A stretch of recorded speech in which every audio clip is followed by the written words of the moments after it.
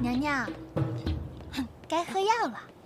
咱们是时候计划一下，该出演那场流产的戏了。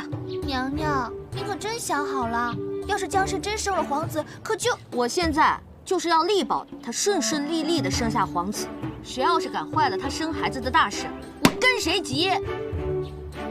那就等您月事一来，咱们就抱小产。哎呀，这个撒谎的最高境界啊，就是连自己都信了。到时候，只要咱们自己入戏，姬上他不信也得信。把宋太医叫来，我也好久没见他了，跟他叙叙旧。宋太医，娘娘，自从上次你把他暴打了之后，他心里留下了深深的阴影，已经出家当和尚去了。啊？奴婢还是去把张太医请来吧。去吧去吧。娘娘，姑娘家家注意点仪态。娘娘不好了！怎么不好了？太医人呢？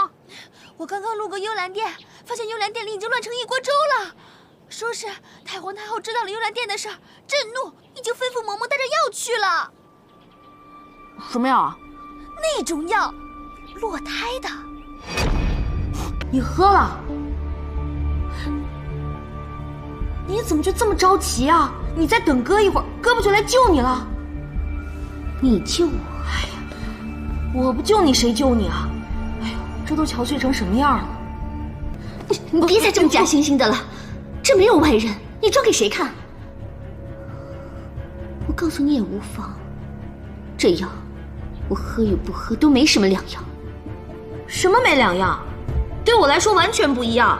虽然你肚子里的孩子不是我的，但孩子没了，我可是最伤心的人。够了，你不要再装了。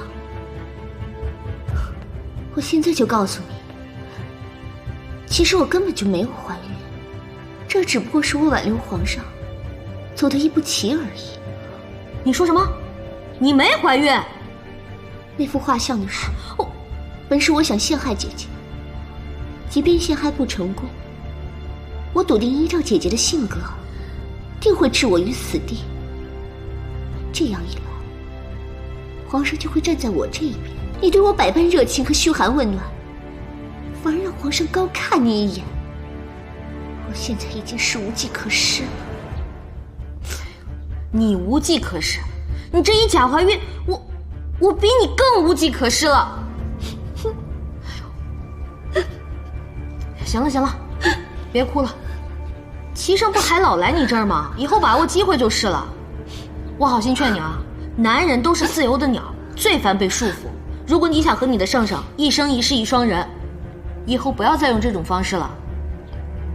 太好了，这样的话就省了咱们的事儿了，也不用咱们杀生作孽了。我的宝贝儿，这对我来说算什么好事儿啊？娘娘，江氏她没怀孕，你怎么还失望了呢？江映月生不下孩子，我用什么借口来搞掉齐胜？现在看来，之前的所有计划都无法实施了。娘娘，来日方长，咱们以后再想办法吧。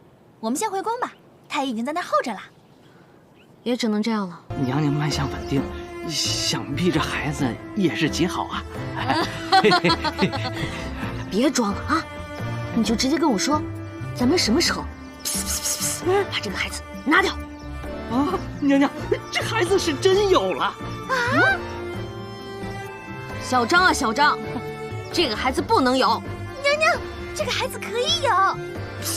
虽然之前臣受张老夫人之托，要称娘娘怀了孩子，但臣上次给娘娘诊脉时，确实发现娘娘有了身孕。那你上次为什么不说？娘娘，臣和您如实说了呀，临走的时候还嘱咐娘娘吃安胎药呢，臣也是如实向皇上禀报的呀。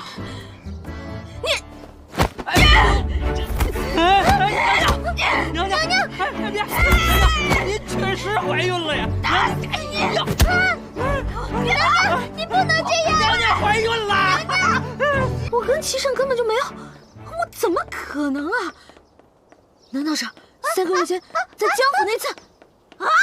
你不要再像个跟屁虫一样烦着我了，好不好？娘娘，您真是太大意了，怎么一直没来月事，自己都没发现呢。我一个大老爷们儿，我又没生过孩子，我怎么知道？阿西爸！那定是您底子好，没有什么害喜的反应。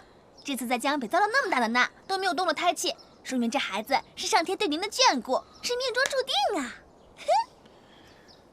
老天爷，你这是找死了玩我呀！娘娘，今天江氏没了孩子，咱们又有了孩子，这真是双喜临门呐！您怎么下地了呀？我是怀孕，又不是瘫痪，干嘛老让我躺着？那新熬好的燕窝粥，您吃2口。这个孩子不能生。一开始朕也这么觉得。既然你也这么觉得，那咱们就趁现在还来得及，赶紧把这个孩子拿掉吧！啊！可当朕知道有了这个孩子的时候，心里竟然很欢喜。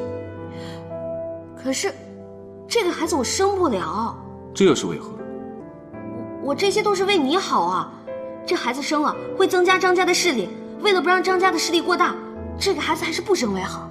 孩子和张家之间，朕当然会选择孩子。你是不想和朕共同生养一个孩子？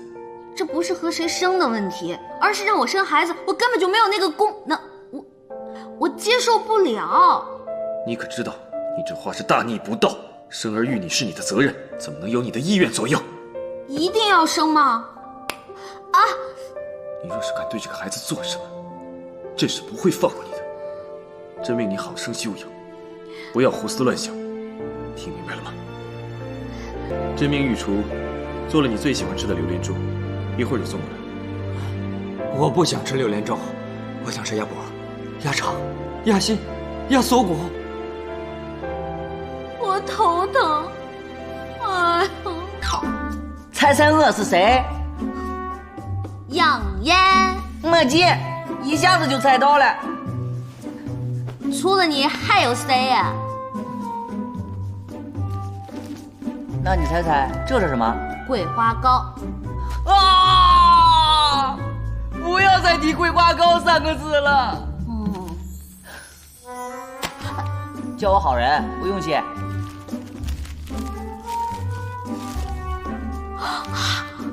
你怎么知道我想吃鸭脖子啊？我平时就喜欢在宫中飞檐走壁，要是知道我心上记挂的某个人有个小小的心愿，我就一定会送去。我就是想问问你，我是不是洗澡、睡觉你都要看？你这是在侮辱我！我有职业操守的，不该看的我绝不会看。我是夜行侠，不是偷窥狂。来，咱俩一起吃。不吃。你老实交代，你是不是对我有什么歪心思啊？那么能够，你是皇后，又是9个心尖上的人，我是喜欢你，但不是那种喜欢。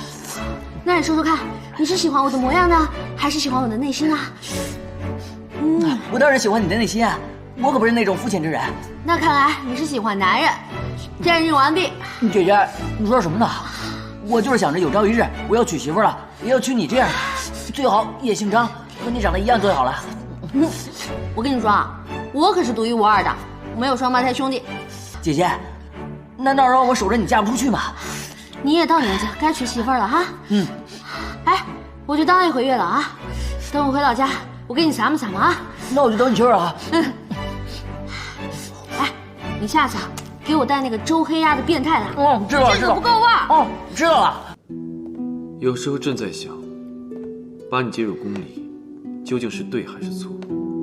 你进了宫，却变得心狠手辣，诡计多。上次，你用画像一事要陷害皇后，朕并没有深究，一是念在你一时糊涂，二是皇后嘱咐朕，不要为难于你。